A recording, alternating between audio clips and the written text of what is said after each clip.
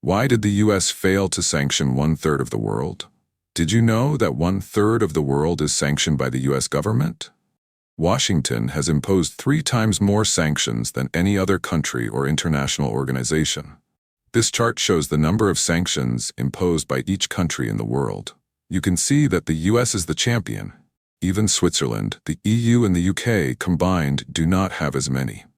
Sanctions have become a favorite tool of American presidents to bully countries they don't like, wreaking economic chaos by destroying industries, eroding private wealth, and upsetting the political balance of power without putting a single American soldier at risk. But are they really effective? How effective are they? And what are the long-term effects of American aggression around the world? Here's how American presidents have used sanctions. We start with Bill Clinton. He has eliminated more sanctions than he has passed. That is a remarkable achievement compared to subsequent presidents. By George W. Bush's time, he had launched the war in Iraq. That has been followed by heavy sanctions in what he calls the war on weapons of mass destruction. Obama has been remarkably consistent, passing roughly the same number of sanctions each year.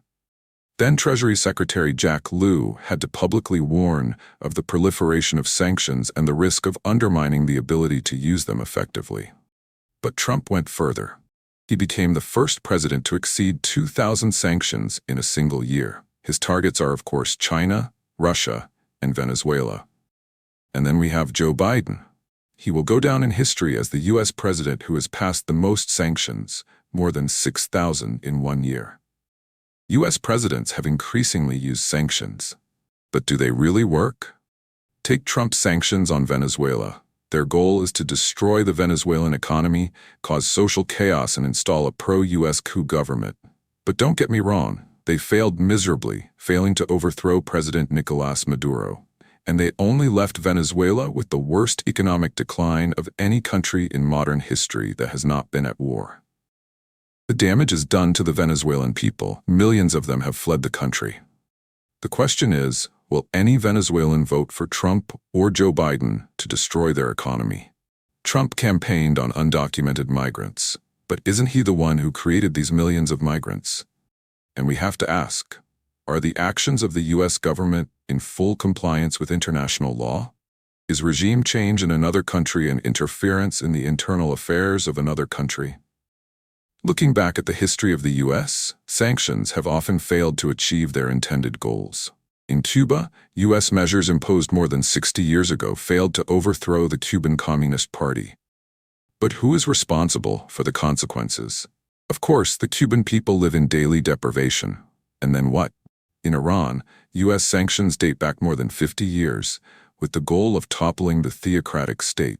Yet to this day, the Grand Ayatollah remains Iran's supreme leader, and Washington's measures have only pushed Tehran closer to Russia and China.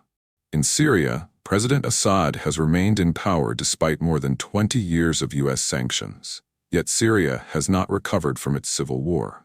The number of people in need of humanitarian aid has reached record levels.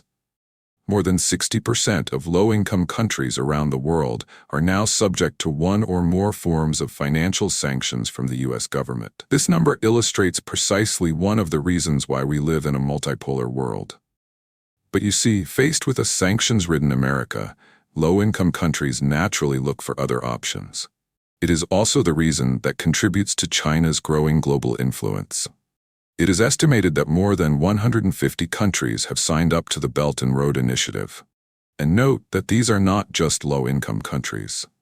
Italy, which withdrew from China's Belt and Road, is now back in.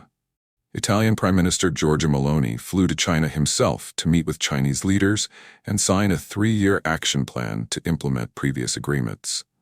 And yes, Italy is certainly not a low-income country. Its U-turn hints at a larger geopolitical story at play. The vast majority of U.S. sanctions are imposed on low-income and developing countries. But Washington has recently begun targeting high-income countries and even its own allies. In July 2024, Bloomberg reported that the Biden administration was considering imposing the strictest possible trade restrictions. If Japanese and Dutch companies continue to give China access to advanced semiconductor technology, fearing that China will overtake them in the chip war, the US is targeting ASML of the Netherlands, the only company in the world that makes the giant machines that make advanced chips. Both the US and China want access to these machines, but the US considers itself to have control. That's why they won't hesitate to impose sanctions on the Netherlands or Japan, two allies of the US government.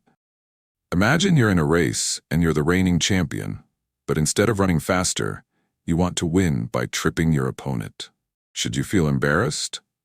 What's more interesting is how the Netherlands and Japan would react when threatened by the US, right?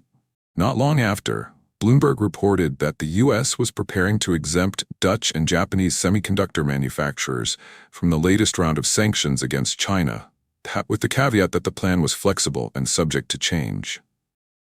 What does that mean? ASML is smart. They know they hold the trump card with every country in the world, including the US and China, who need technology that only they can provide. So touching them is not good.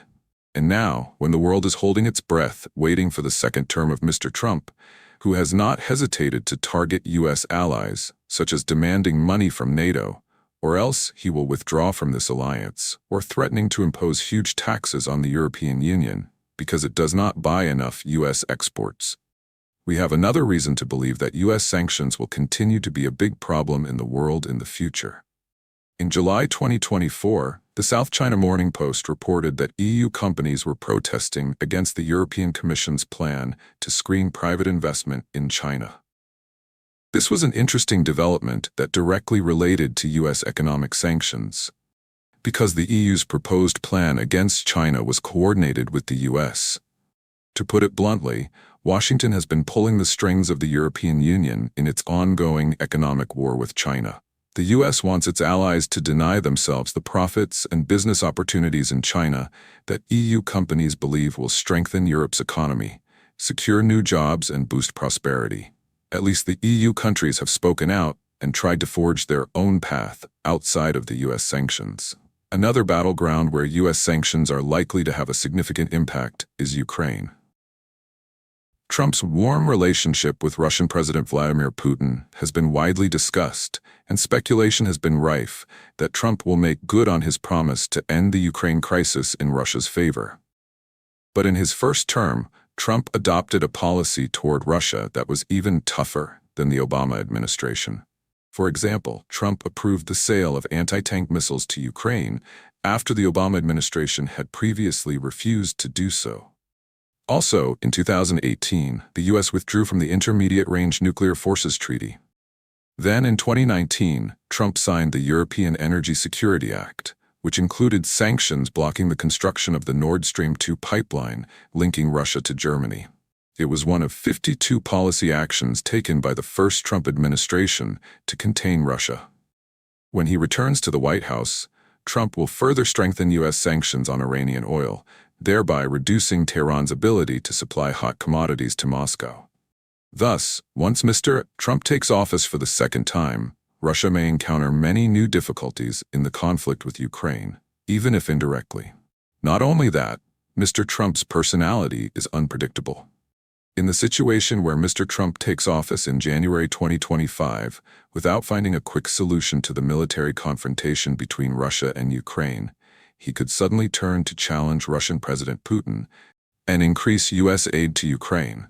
At that time, Russia will face many difficulties from Mr. Trump, who claims to be a close friend of Mr. Putin. Will the U.S. set a new record for sanctions during the upcoming unpredictable presidential term? And will we be able to play an effective role in today's multipolar world? Let's wait and see.